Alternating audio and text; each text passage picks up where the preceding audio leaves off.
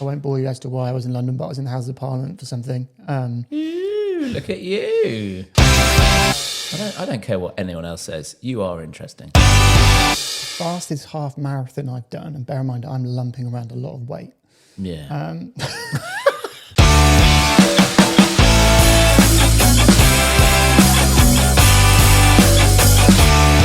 Welcome back to the second episode of the PKS Running Club Podcast. It has been a little while since we first graced your ears, but we are back. We have both travelled the world since we recorded episode 1. Ed, great to have you back hosting. Quite frankly, couldn't find someone else. So there was going to be something I was going to bring up because I'm pretty sure I specifically said last time that I'm not doing this again. I don't think you specifically said that. I think you specifically said it would be good to get some other people to host. Yes. So I think if you're going to use the word specifically, let's use it specifically. Let's be very specific about how we use it. Okay, fair enough. Yeah, last time I did say I think it would be good to get some other people. Well, you did say that, but I didn't agree with it necessarily. So anyway, but we are going to have some other hosts, folks. We've got Meg lined up. We've got Tom lined up. You'll be thinking, who the heck are those guys? You'll find out, all in due course, and hopefully without such a long delay. So, Ed, where have you been? Why were you unable to record 2 weeks ago for episode 2? I've been all over the place. Yeah. I was in New York for a week with 54 students. Yeah, living the dream. It was. Do you know what? It was amazing. It was great. It was really, really good. The students were all really well behaved. I mean, they're teenagers, so. It could go either way, but they're all really, really good. We might talk a little bit about their fitness levels, because there was a lot of walking. Yeah. So I was in New York, came back, then I was in London. I won't bore you as to why I was in London, but I was in the Houses of Parliament for something. Ooh, look at you. I know. It feels like you want me to ask about that. In a nutshell... so you do want to talk about it?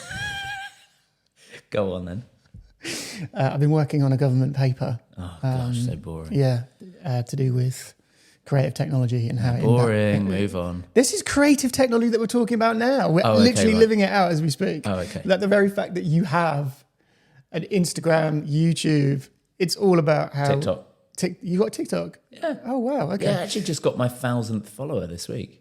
I'm gonna say well done. I don't know if that's. I don't do TikTok. I mean, I don't really do TikTok. I couldn't really give a shit about it. Okay. So it's about how creative technologies are having an impact on society, culture, and what we should be doing in education. So that paper's been published and gone to the Department of Creative. I've run out of breath there. The culture, media and sport. Gosh. I don't care what anyone else says. You are interesting. Oh, well. And then there's a lot more to you, like onion layers, skin. Okay. And then I was at another thing, but now here I am. Yeah. Okay, so back to America then. So New York, I was in New York the week after Ed on a work trip, not with 54 students. Sorry, is your milk okay? Yeah, should be fine. A bit lumpy. Lumpy? It'd be fine. Carry on. It'll be all right. Just enjoy it. It's probably just cream, isn't it? It's all the goodness. Is that right? Well, no, I just... Okay, anyway. So I ran in Central Park. So you were in New York. So I flew back on the Friday. Then we arrived on the Saturday. Yep. And ran in Central Park and was just blown away by how many runners there were. So question for you as we start is, 1, did you go to Central Park? 2, did you run?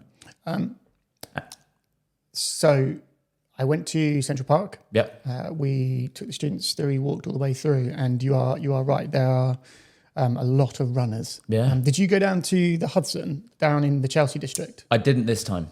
Well, we went down to Chelsea Markets, but I didn't run along the Hudson River. So last time I was there, I enjoyed running down there. We went down there, loads of runners.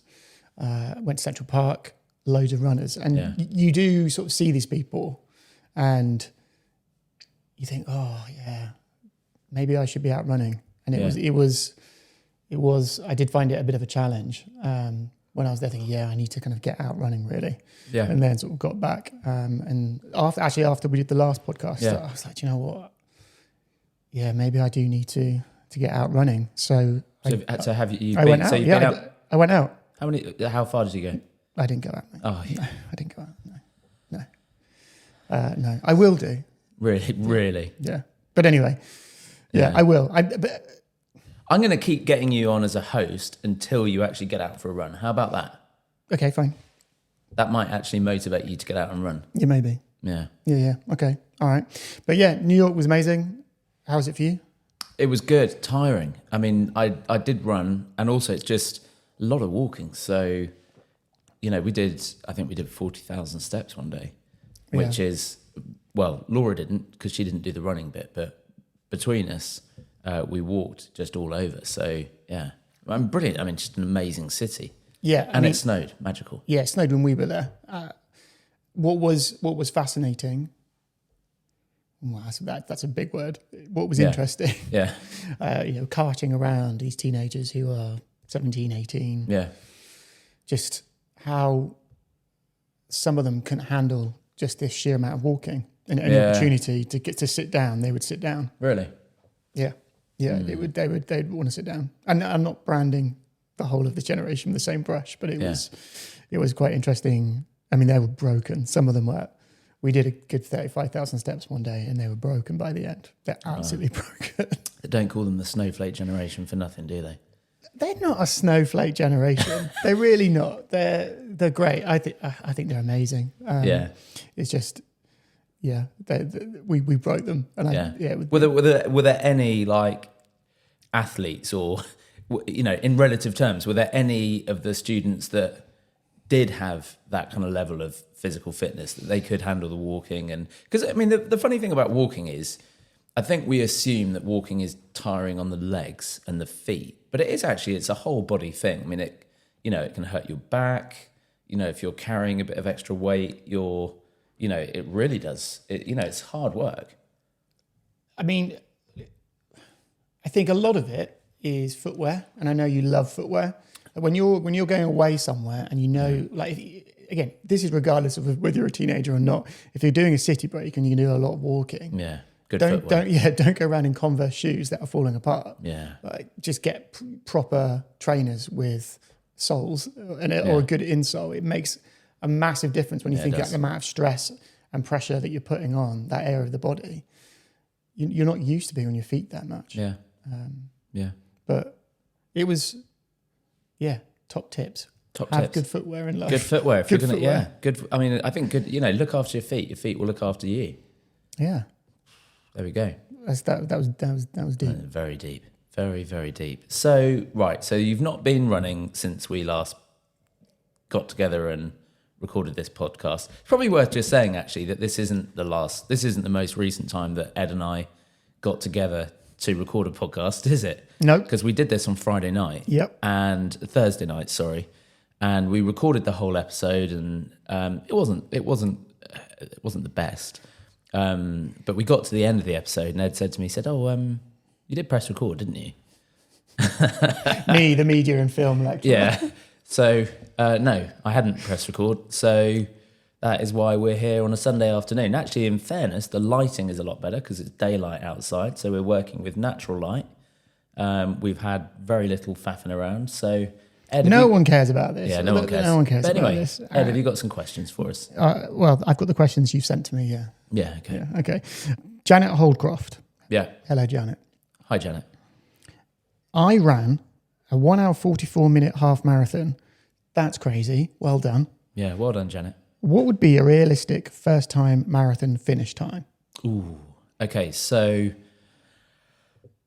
there's a few different theories, but generally double your half marathon time and add 10 or 20 minutes. So I would say probably 3 3/4 hours. Yeah, I think that's bang on. I mean, the fastest half marathon I've done, and bear in mind I'm lumping around a lot of weight. Yeah.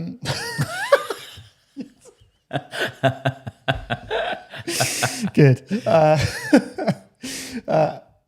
think I've done a 2:03.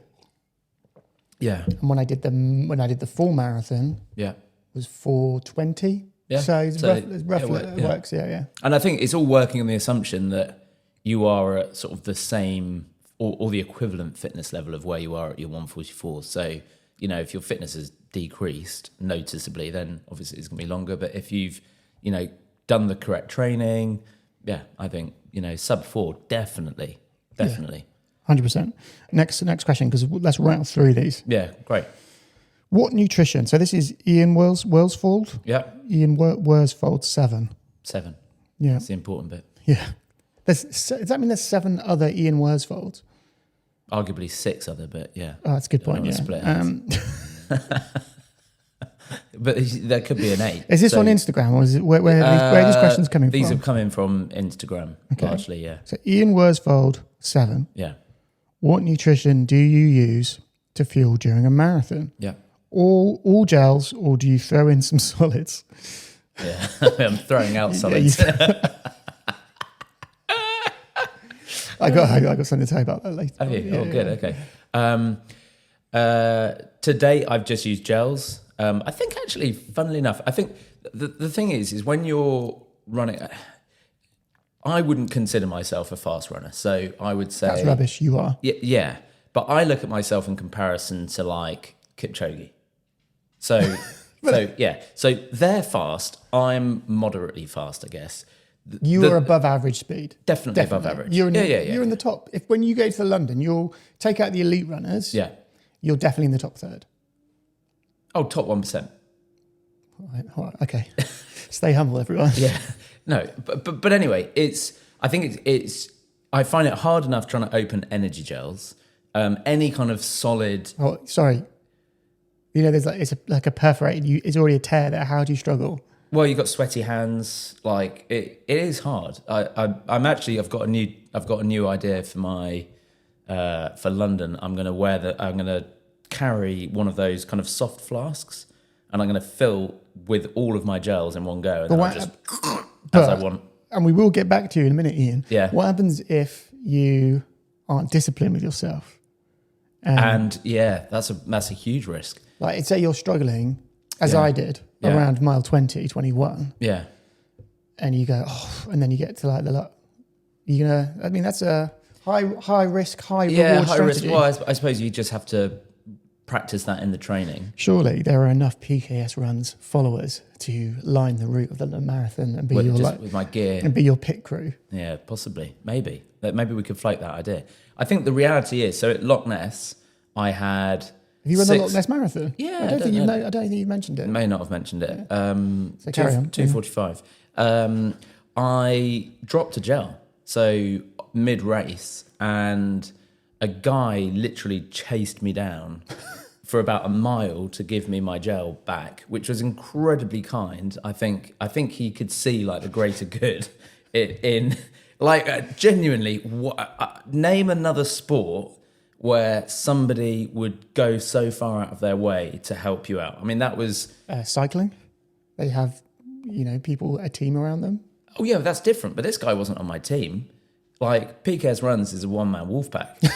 Like, there is no team. Which is ironic because one-man wolf pack, wolves like hang out in packs. Yeah, so I know. It's intended to be ironic. Okay, all right. So at the Lisbon Marathon, where I was taking a slower pace, I think I did eat a banana that they were handing out and some oranges. I know that some people like to go for like jelly babies and all of that stuff. Whatever works. I mean, and also I think, I've eaten a donut on a run before. I've eaten, I think I've even stopped and had like crisps. I mean, weren't you saying? But isn't it? What are the cross country runners called? Trail runners. Trail runners, don't they like? Oh, they have all sorts. Yeah, I mean, if you go to an ultra marathon, they'll stop off for like a jacket potato and like chili con carne. Wow. So yeah, jam sandwiches, scones. Oh, yeah. Lovely. I love a scone. So when we're saying, Ian, what we're saying is just take what works for you. Yeah. Brilliant. Yeah. On the subject of food, Janet's back again. Oh, Janet. Oh. Yeah. Biggest fan. Yeah. Number one fan. Any food suggestions for a long run instead of gels? Biscuits, ? Jellies, ? Wait for it. Dates. I mean, personally wouldn't advocate for dates because I think they're going to destroy your insides. Because I think they're like a diuretic, aren't they? No, they give you. But then a lot of laxative. Yeah, but a lot of the gels, don't they have caffeine in them as well? Yeah, they do. I mean, yeah, for longer runs. I mean, if you're going to be running and you're not got very much storage, then obviously you're limited by what you can take. I always run with my phone. So if I am hungry, I'll stop off at a shop and just buy something like a grenade bar or a piece of fruit, packet of strawberries or something like that. If you're running with a backpack or a twat pack, as I like to call them, the twat packs are the ones that ultra runners wear that are like a vest, fuel vest. You see some park runners wearing them. They're like out for like a 1 mile run and they've got like loaded with like 700 gels and what have you. If it works for them. Yeah, if it works for them. If it works for them. Park runners, we love you. But if you've got the storage capacity, like take a jam sandwich, take a banana sandwich. I don't think you can beat a couple of slices of white bread, mashed banana and honey. Take that on a treat with you. I tell you what, I mean, it'll be squashed to heck, but you just... I remember back in the day when I was into my cycling. Yeah. It's probably during the sort of the Live Strong era. Yeah, go Lance. Yeah. I still got a huge amount of respect for Lance Armstrong. I know that's an absolute... That's a whole other separate conversation. I know that is a separate conversation, but he's a hero to me. I would take, is it a golden syrup cake? Oh, yeah. Or was it ginger cake as well? Lyle's. Yes, yeah. It was immense. That was Absolutely good. Delish. Do you follow a training plan? That's from Mona Talamentes 13. 13, so there's 12 other Mona Talamentes. Well done. No. Great name, by the way. Yeah, great name. Yeah. Really great name. I did start with a training plan. I didn't finish it. I was doing a Ben Parks advanced training plan. Honestly, I just got bored. And if I'm really honest, if I was going to give a critique of it, it just doesn't work for me. So the paces were far too fast. The interesting thing is that I did my speed workouts for my 2:45 marathon based on 2:55 times, because that was the target. That was what I was aiming for. And it was only in the kind of 2 weeks before that I was like, oh, I feel quite a lot fitter than I thought I was. And started to sort of think, okay, well, maybe I could go for it. So his paces are crazy. Yeah, but with training plans, yeah, a lot of it will depend on what you're training for. Oh, yeah. So if yeah, but let me finish, man. Okay, sorry. Go on. So with a training plan, yeah, a training plan for you to do a marathon, yeah, to get a certain time is going to be different for a training plan for me. Yeah, because physiologically, I'm just different, right? So surely it all depends on the individual runner.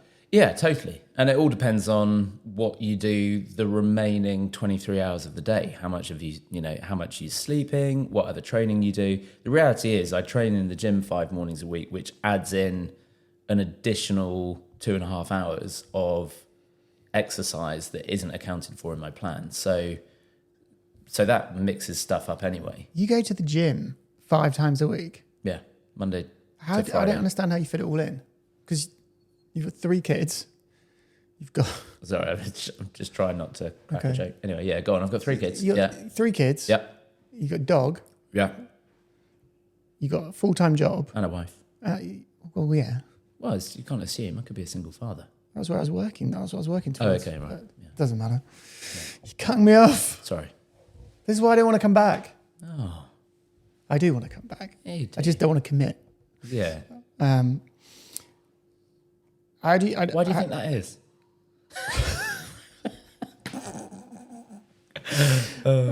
Carry on. I don't understand how you get time to do all of this. Yeah. Yeah. Okay. And Good question. Yeah. You're one. I bet you're like one of those 5:30 people, aren't you? Yeah. What? So my alarm goes off at 5:30. Yeah. Right. I come downstairs. I make a cup of tea. I have a bowl of Weetabix. Right. At 5 to 6, I leave and I run to the gym 2 miles. Okay, so that's my first 2 miles of the day done. I get to the gym at 6:15, ready for a 6:30 start.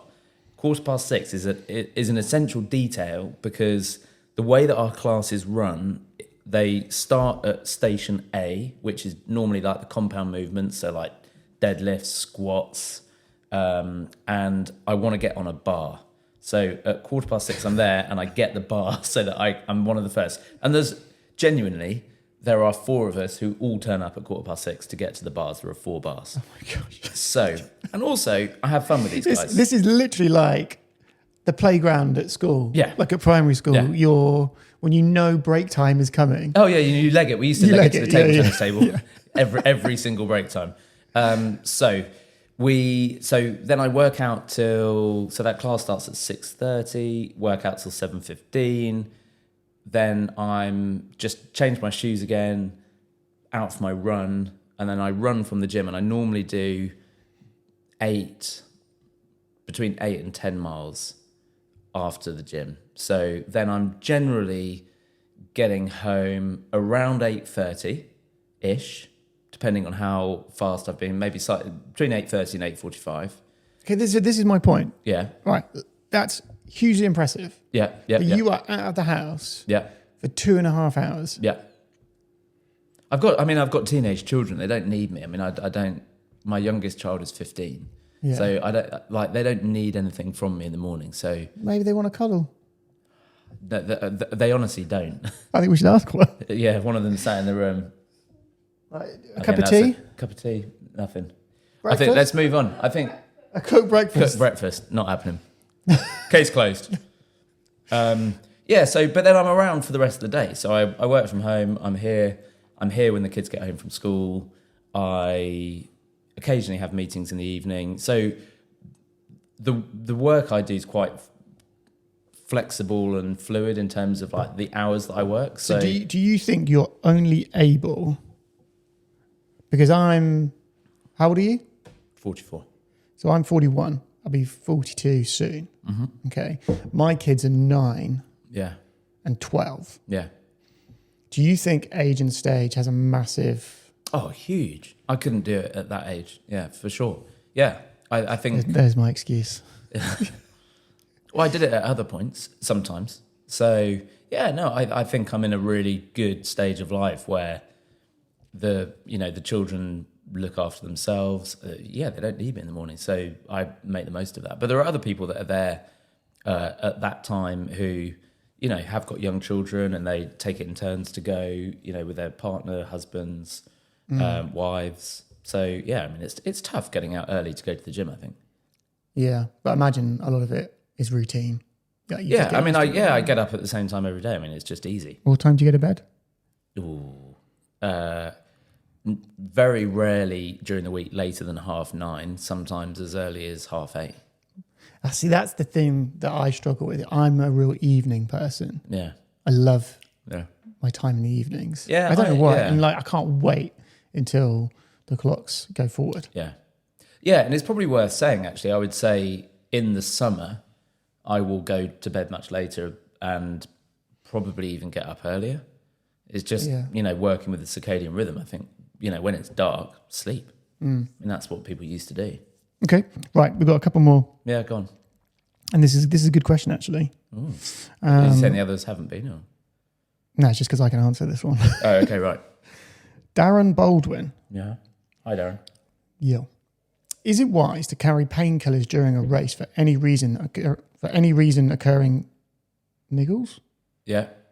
I'm guessing. Well, what he's saying is it wise to carry painkillers during? Would you take painkillers like before, during? I have taken them before. I wouldn't necessarily recommend it. I'm not a doctor, so speak to your doctor first. I personally wouldn't take them during. I think you're putting your body under so much stress. If you've got a niggle or something is feeling off, listen to your body. I think part of the thing is like understanding what is. I've got sore feet, and I've got like a really, I've got a stress fracture in my foot. I think if you can identify the difference between what is tiredness and exhaustion and potential injury, then if it's, arguably if it's just tiredness, then painkillers aren't going to make any difference anyway. But yeah, I wouldn't recommend it.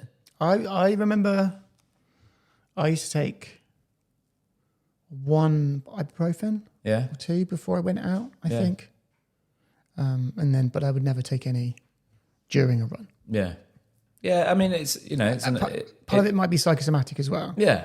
Yeah, take a gummy drop or something. Take a Tic Tac. Tic Tac.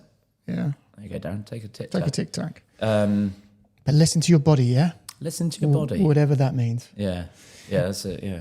Another conversation. Yeah. It's Jenny from New York City. Hi, Jenny. Hi, Jenny. Do you reckon it's Jenny from the block? Okay. How many marathons have you run? 3. You run pretty fast! ! Well,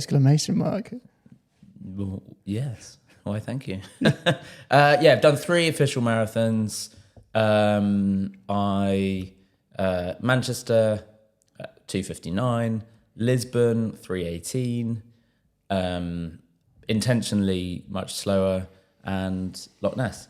Interestingly, or I'll let you decide actually, I did actually run 7 marathons back in, I think 2015, just on my own, just as like training runs. Were they back to back? No. I basically did 1 a month. So I did I was going to try and do 1 every month in the year and then do a half marathon every week.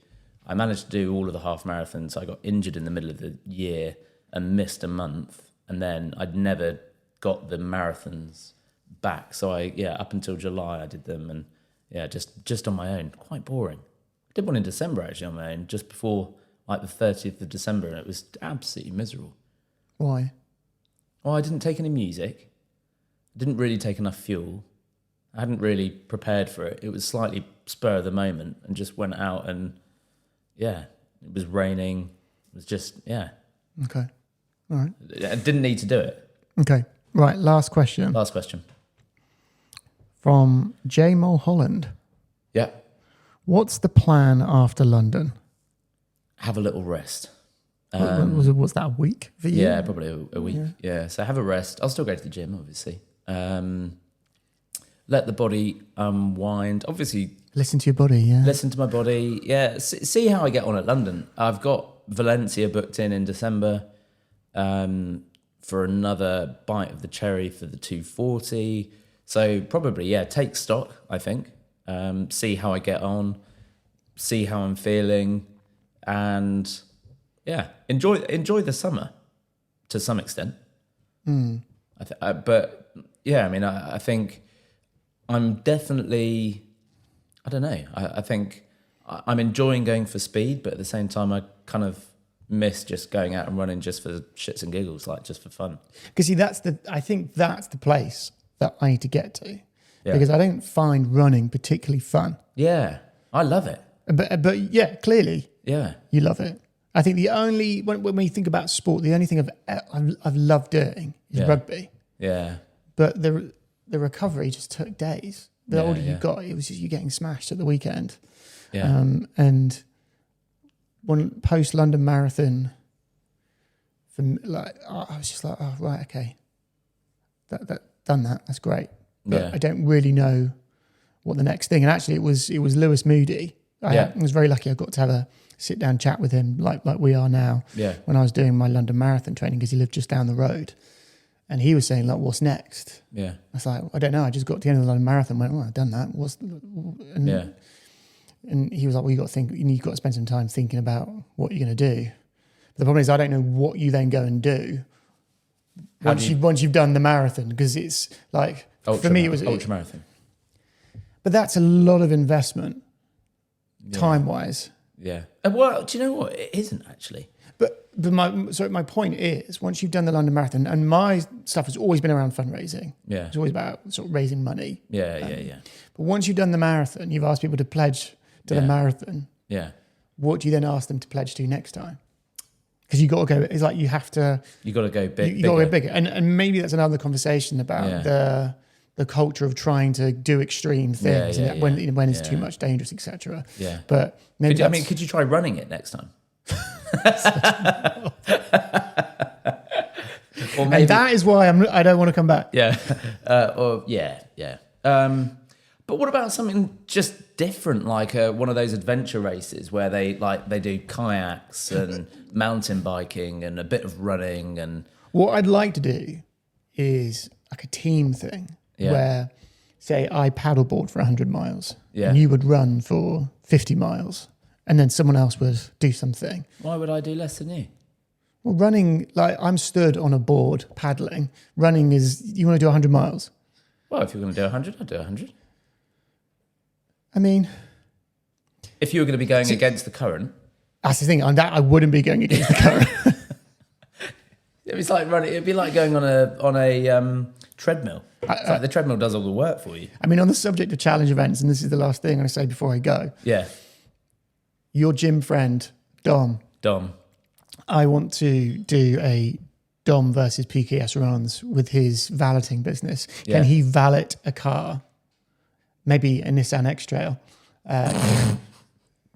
Can he valet? Do you valet or valet? Valet. Can you valet a Nissan X-Trail, full valet, quicker than you can do a half marathon? And I'm talking proper deep clean. Deep clean. Yeah. This is basically just your way to get your car cleaned for free. And it's about getting you clicks, okay? Yeah. There you go, folks. If you like the idea of PKS versus Dom, the valet, not the valet, because I think a valet is a car parking person. That's someone who collects your keys. Yeah, basically. That sounds like a nice idea. Okay. So, Ed, are you going to get out and run sometime? That's the serious question here. Here's the deal. Go on. The next time I come back on here, I would have been for a run. Excellent. That's a great deal. Well, folks, thank you so much for tuning in. It has been great to have you. We will be back at some point. Ed will be back at some point, having done a run. See you next year. Yeah, wouldn't hold your breath. I'm going to be back very soon with a couple of other guests. So look forward to the next episode. Thanks for tuning in. You can find me on Instagram, on YouTube, and on TikTok at PKS Runs, and you can find Ed somewhere else. Probably not running. Thanks, folks.